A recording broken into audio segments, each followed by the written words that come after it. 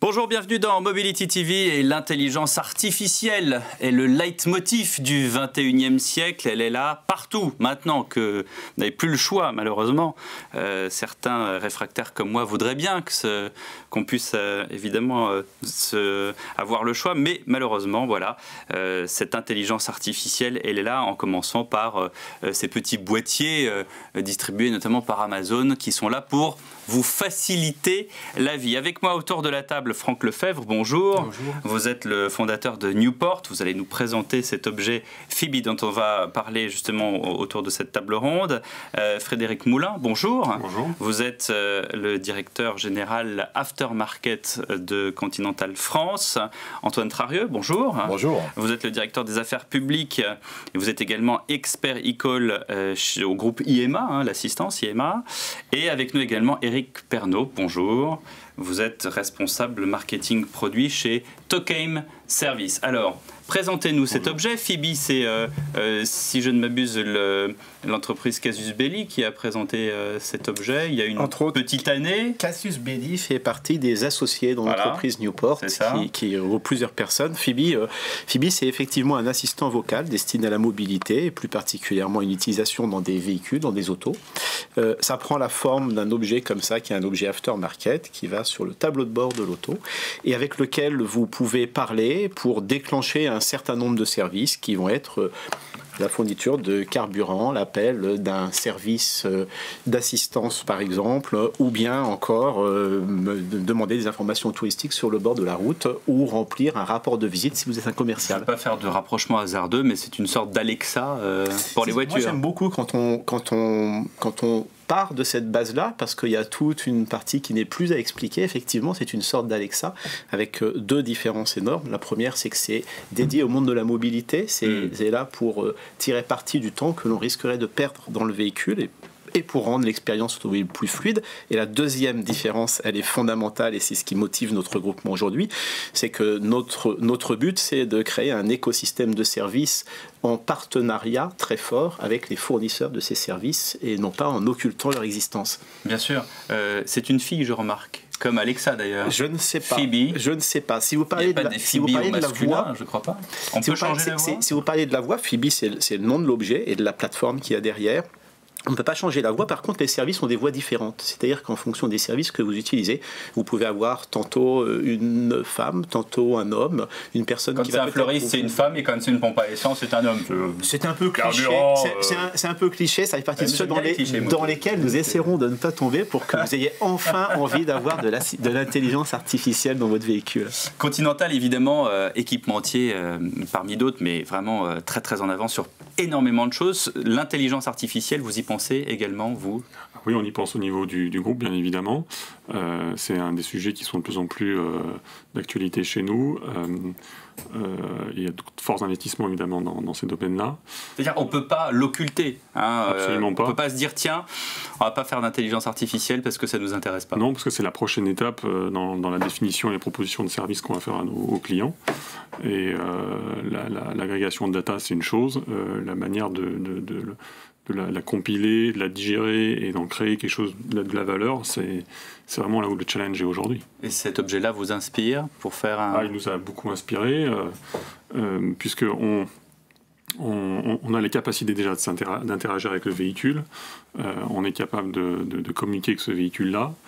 C'est vraiment notre spécialité dans un premier temps, parce qu'on est fournisseur automatique, mais on est aussi un grand de l'électronique et du logiciel. Et la deuxième chose, c'est que dans la partie aftermarket, on vend du pneumatique, on vend aussi des pièces de rechange, et l'expérience client dans le cadre de la réparation automobile de son véhicule est quelque chose d'important. La dernière chose, c'est que dans le milieu professionnel, quand on parle par exemple de flotte de transport ou de sociétés qui utilisent des véhicules, l'interaction avec le conducteur, c'est un petit peu le Graal pour essayer de changer les habitudes et d'optimiser aussi les opérations des flottes. au quotidien pour faire des gains de productivité. Mais oui, ça c'est évidemment, on a retrouvé maintenant des systèmes pour faciliter la vie aux comptables, qu'ils ne soient pas derrière leur écran pour faire des additions pas nécessaires. Chez Tokheim Service, vous utilisez déjà ce système ? Oui, on a effectivement l'interface Fibi. Ouais. Voilà. Donc Tokheim est le constructeur de stations-service, équipementier. Chez Leclerc notamment, je crois. Chez Leclerc, pas que, voilà. Dans la grande distribution, chez les pétroliers, les grandes enseignes Esso, BP. Et qu'est-ce qui vous a conduit à rejoindre la galaxie de Franck Lefebvre? Nous, on est spécialiste également dans les terminaux de paiement. Et terminaux de paiement sur une station-service, et notamment à l'extérieur, ce que nous, on appelle les DAC qui sont intégrés dans les pompes, on est limité pour le moment, par réglementation, à utiliser la carte bancaire. Ouais. Le paiement sans contact est interdit, puisqu'on est dans un environnement explosif, donc on n'a pas le droit de sortir le mobile. Donc on a développé, nous, une API, une interface avec des serveurs de paiement mobile, pour qu'on puisse recevoir un ordre d'un serveur de paiement mobile pour libérer la bonne pompe de la bonne station, du bon produit et du bon montant. Et en retour, on fournit au serveur de paiement mobile la transaction pour que le serveur de paiement mobile puisse dématérialiser le ticket pour le client. Voilà. Et nativement, Fibi a développé cette interface de paiement mobile pour piloter la prise de carburant sur les stations. Antoine Trarieux, en quoi ce projet-là vous concerne? C'est au secours, Fibi, je suis en panne, au secours, Fibi, j'ai un pneu crevé, au secours, je suis en train de mourir? C'est beaucoup de choses. C'est beaucoup de choses qu'effectivement l'assistance, historiquement, c'est la relation client en temps réel basée sur la voix.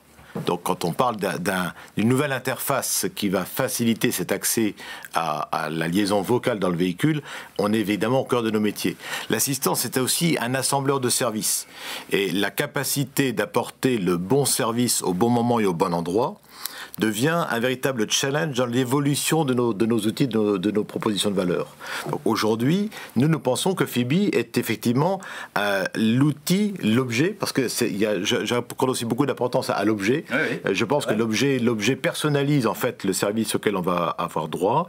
On est sur un objet qui va m'apporter une relation facilitée parce que j'ai de l'intelligence dans cette voie et qui va me permettre également de sécuriser un certain nombre de parcours. Alors, notre promesse de valeur, nous sommes, nous, des plateformes de services par construction, des assembleurs de services par construction. Notre promesse initiale, c'est évidemment la mobilité sécurisée, mais nous pensons que ce type d'IHM peut aussi rejoindre d'autres environnements, et par exemple, à Intermutuel Assistance, nous avons aussi un gros secteur sur l'habitat connecté, et finalement la liaison entre ces deux univers de connectivité, ça peut permettre de scénariser des parcours tout à fait intéressants. Donc nous croyons beaucoup effectivement à l'apport de valeur par la pertinence du service et la fluidité en fait de la relation client qui va être mise en œuvre. Voilà, donc vous avez là des gens qui vous ont rejoint, ça vous touche, ça vous donne envie de grandir Bien sûr, ça nous donne envie de grandir, et puis ça nous conforte aussi dans une... Vous parliez tout à l'heure de l'Alexa, de la voiture et de la mobilité, ça nous conforte dans une conviction qui est qu'en organisant les acteurs économiques existants présents sur le territoire et en Europe, on peut arriver à faire des choses qui ne nous font pas rougir face à ce que proposent les gens de l'autre côté de l'Atlantique. Mais est-ce que ça ne vous... Est-ce qu'on ne craint pas, et je pose également la question à Continental, est-ce qu'on ne craint pas qu'on déresponsabilise le conducteur? Parce que maintenant, à la fin, alors d'accord, je veux bien croire qu'en 2035, peut-être un peu plus tard maintenant, parce qu'on en parle tout d'un coup beaucoup moins, on aura une voiture autonome dans laquelle on pourra lire son journal et prendre son café et se retourner d'ailleurs avec un siège comme ça vers ses enfants. Mais pour l'instant, moi j'ai l'impression que... Et je vais vous fâcher en disant que tous ces gadgets sont là pour me déresponsabiliser, me faire oublier que je suis au volant d'une voiture. Non, je sais pas, Frédéric. Alors, moi, je le vois d'une manière un peu différente. Je pense au contraire. J'espère, sinon je ne vous aurais pas posé la question. Merci.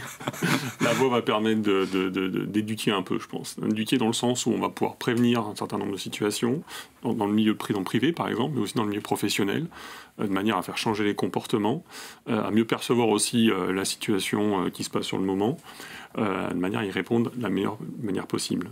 Antoine le disait tout à l'heure, ça peut se faire déjà à leur niveau, mais en direct dans le cockpit du véhicule, c'est une étape qui va être très intéressante pour aussi gagner en sécurité. d'une part, et aussi gagner en efficacité dans le cadre du milieu professionnel. Oui. Et puis quand on parle de déresponsabilisation de voix d'intelligence artificielle, méfions-nous des fantasmes. C'est-à-dire que il est l'intérêt de certains actuellement d'essayer de penser que le génie va exister et qu'on va mettre des choses extrêmement intelligentes. Dans la pratique, on est très très loin de ça. C'est-à-dire que les services que nous fabriquons... Quand même, c'est le... Pardon, mais... C'est vraiment le b.a.-ba du conducteur. Hein. Vous lui donnez un 4x4, il estime que même sans pneu neige, il peut aller à la montagne, alors qu'en réalité, on sait très bien qu'il va patiner et au contraire, sa voiture va se transformer en luge. Et on parle de pneus, vous savez de quoi je parle. En lui donnant ça, en lui disant c'est intelligent, t'as plus rien à faire, bah évidemment, il a un peu tendance à se dire bon, bah, ça va, je peux. Non, parce que les services qui existent dans Phoebe et qui existeront dans les années qui viennent, même sur des systèmes concurrents de Phoebe, n'iront pas vraiment dans cette direction. Parce que Phoebe va m'engueuler en disant regarde la route. Non, parce que Phoebe n'a aucun intérêt à le faire. Si vous dites à Phoebe tiens, je voudrais optimiser ma consommation énergétique, merci de me donner des conseils à ce moment-là, Phoebe va être en mesure de le faire. Mais quel intérêt Phoebe aurait-elle à venir vous contraindre à faire quelque chose, ni techniquement, ni économiquement. Vous n'avez pas de GPS dans votre voiture. Faites demi-tour, faites demi-tour. Ouais, j'ai une voiture qui m'engueule, moi. Eh bien, le mien ne parle pas comme ça. Ça veut dire que vous conduisez mieux que moi. J'avais une question quand même pour vous, Antoine Trarieux, parce que, évidemment, quand on pense à cela, on pense aussi au fait, et c'est l'assureur et le spécialiste de l'assistance qui parle, c'est pas ma faute, c'est parce que c'était Phoebe qui était en train de me parler, donc c'est à cause d'elle que j'ai eu un accident. Oui, alors... C'est bien de poser cette question parce que finalement, quand on parle d'interaction avec le conducteur dans un véhicule, on aura toujours à l'esprit le bénéfice-cost ratio de ce que l'on va apporter comme solution. On n'oubliera pas que le véhicule, c'est pas tout à fait un objet connecté comme les autres, c'est un objet connecté qui pèse 1 tonne, qui roule à 130 km/h, qui a un certain nombre de passagers, voire deux maintenant, effectivement, et donc on ne peut pas tout à fait considérer que cet objet connecté peut répondre aux mêmes règles que les autres. Je crois que la partie vocale, l'interface vocale, apporte une partie de la réponse par rapport à d'autres outils que l'on est tenté d'utiliser. On a tous, alors vous évoquiez vos expériences de GPS, mon expérience de GPS, c'est est-ce que tu es bien sûr que tu n'es pas en train de conduire? Si, je conduis quand même, mais bon, voilà. D'accord, donc voilà, ça c'est effectivement un peu culpabilisant. Finalement, si on apporte de l'intelligence et si on est capable d'utiliser aujourd'hui les ressources que nos collègues, par exemple, de Continental sont capables aujourd'hui de traiter en termes de données dynamiques par rapport à une situation de mobilité, on doit être en capacité d'apporter la bonne pertinence dans le conseil et dans le service. Je sais qu'on partage avec Franck cette notion-là, c'est-à-dire que l'idée, c'est d'apporter effectivement, encore une fois, le bon service au bon moment. C'est vrai que si j'arrive dans une station-service, la problématique du paiement, c'est une rupture dans ma mobilité, pour faire simple, d'accord? Donc déjà, si on m'apporte ma solution sur le paiement de mon carburant, j'en suis content. Si en plus on est capable de me dire, par rapport à ce que tu nous as dit que tu allais faire comme parcours aujourd'hui, c'est peut-être le bon moment d'aller faire le plein. C'est le bon moment parce que tu as un petit peu de temps devant toi, tu es plutôt en avance sur ton itinéraire, tu es tranquille. Ton après-midi est plutôt chargé ensuite. Et puis en plus, voilà, là tu as... à condition qu'elle sache tout de mon itinéraire. Parce que moi, parfois, mon smartphone me dit « Vous avez 22 minutes pour arriver au bureau ». Mais je ne vais pas du tout au bureau, de quoi je me mêle? Tout ou ce qui est utile. Donc je pense qu'on est sur on doit pouvoir scénariser un certain nombre de situations, mais encore une fois, apporter le bon service au bon moment, d'accord, en respectant le choix du consommateur. Et simplement, quand on rentre dans cette chaîne de service, il faut que là, l'expérience, on parle beaucoup d'expérience utilisateur, le digital aujourd'hui, la voix couplée avec le digital, nous permettent d'apporter des parcours qui soient vraiment les plus fluides et les plus pertinents possibles. Encore une fois, à condition qu'on mette toutes les données à disposition de cette petite boîte, ce bel objet, Phoebe. Mais question qui fâche, qu'est-ce qu'on fait des données, justement? Ça, c'est toujours... c'est la question récurrente, elle fâche, je veux bien, mais voilà, Phoebe va compléter, mais juste un tout petit point, le postulat, c'est il n'y a pas de données sans usage. La donnée n'a de sens que par l'usage qu'elle produit. Et donc la relation client doit partir d'un besoin et d'un usage. Et à partir de ce moment-là, on va on va utiliser les données qui sont pertinentes. D'accord. Donc je crois que mais elle aura quand même connaissance des données, même si elles ne sont pas pertinentes. Et si je veux qu'elles ne soient pas connues, comment on fait? Donc comment on fait? On maîtrise tout d'abord la plateforme technique. Deux réponses. La réponse technique, si on maîtrise la plateforme technique de façon à savoir exactement comment ça se passe à l'intérieur. Et par exemple, chez Newport, dans la plateforme Fibi, on laisse les données capturées à chaque intersection entre l'utilisateur et le service. Ce qui veut dire que le service de carburant que va utiliser Eric, eh bien, il n'y a que lui, que pour Eric, qui va connaître ces données. Et donc, pourquoi ça c'est possible? C'est parce que le modèle économique sur lequel on repose, qui est que nous fournissons des services, effectivement, fait qu'on n'a pas besoin de vendre les données. Si notre modèle économique était comme celui de Google, par exemple, de la vente de données, à ce moment-là, on serait obligé de faire sortir. D'accord, mais il y a le problème de la vente de données, je ne vous mets absolument pas en cause, mais il y a aussi le problème des cyberattaques. C'est-à-dire que si un jour vous faites hacker, vous avez, mais comme plein de réseaux sociaux ou autres, vous avez les données de plein de gens. Tout à fait. C'est pour ça qu'on développe chez Newport des systèmes particuliers, comme je vous disais, qui capturent de la donnée et qui fait que nous avons une garantie structurelle que personne d'autre que l'utilisateur pour ce service ne peut accéder à la donnée. C'est une donnée éphémère, après elle disparaît. Donc ce n'est pas une donnée éphémère, c'est une donnée. Les méthodes d'accès à la donnée ne sont connues que par l'utilisateur Eric qui rentre dans le système. Ça pose même des problèmes d'où techniquement dans les développements, les informaticiens qui travaillent n'ont pas d'accès aux données pour tester les services même, ce qui pose des problèmes techniques qu'on apprend à contourner. Mais on a une garantie structurelle, on appelle ça de la garantie by design, que la donnée est capturée au niveau du service et ne peut pas sortir. Vous n'aviez aucune crainte en ce qui concerne ce sujet? Non, c'est-à-dire que nous, on se met en mode esclave de Fibi, et c'est Fibi qui pilote le système en station-service. Voilà. Oui.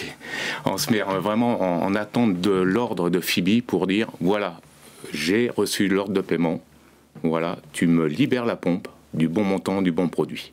Mais la pompe ne connaît pas l'utilisateur. Voilà, exactement. Et forcément, c'est un mode sécurisé d'échange entre les serveurs Fibi et le serveur, le système en station-service. Ça, évidemment, chez Continental, c'est le problème des données, c'est un problème très très important. Très important, évidemment. Qu'on encadre.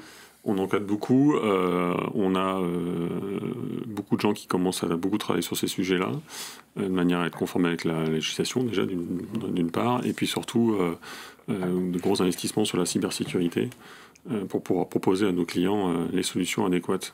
Et comment est-ce qu'on informe les clients du fait que ce soit sécurisé en disant, bah voilà, comme Franck vient de le faire, vous inquiétez pas, tout va bien. Bon, bah, très bien. C'est pas ce que j'ai dit. Je fais confiance ou pas? C'est pas ce que j'ai dit. J'ai pas dit que tout allait bien. Je sais pas trop ce que veut dire tout allait bien ou pas bien. Ce que je sais, c'est que les données d'Eric ne peuvent être accessibles que par Eric. Lui. Et que ça, c'est structurellement pensé. Ce qui n'est pas le cas de beaucoup. Ce postulat, c'est vous qui le dites et on vous croit ou on vous croit pas. C'est ça que je veux dire.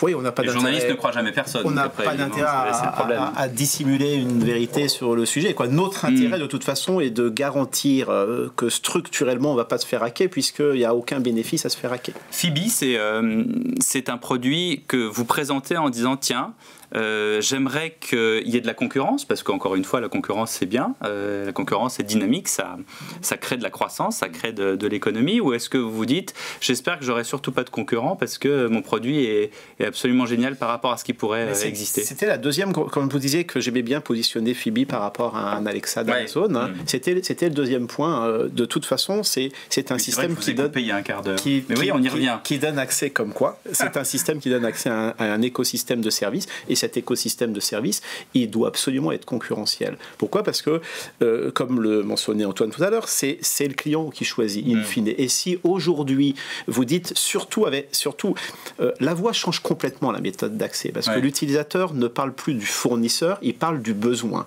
Et si vous essayez de le contraindre, si vous dites, tiens, je veux aller dans le magasin A, et si vous dites, tu veux pas aller plutôt dans le B, de toute façon, il désapprouvera votre choix et de toute façon, vous casserez quelque chose qui est fondamental, qui est la confiance. Donc, bien entendu, Fibi est pensé pour être une porte d'accès vers un système concurrentiel dans lequel l'utilisateur est toujours Est-ce que plus tard, on aura des voitures avec un système comme cela intégré, comme il y a aujourd'hui par exemple le Coyote? Maintenant, Coyote a signé un partenariat avec plusieurs marques de constructeurs.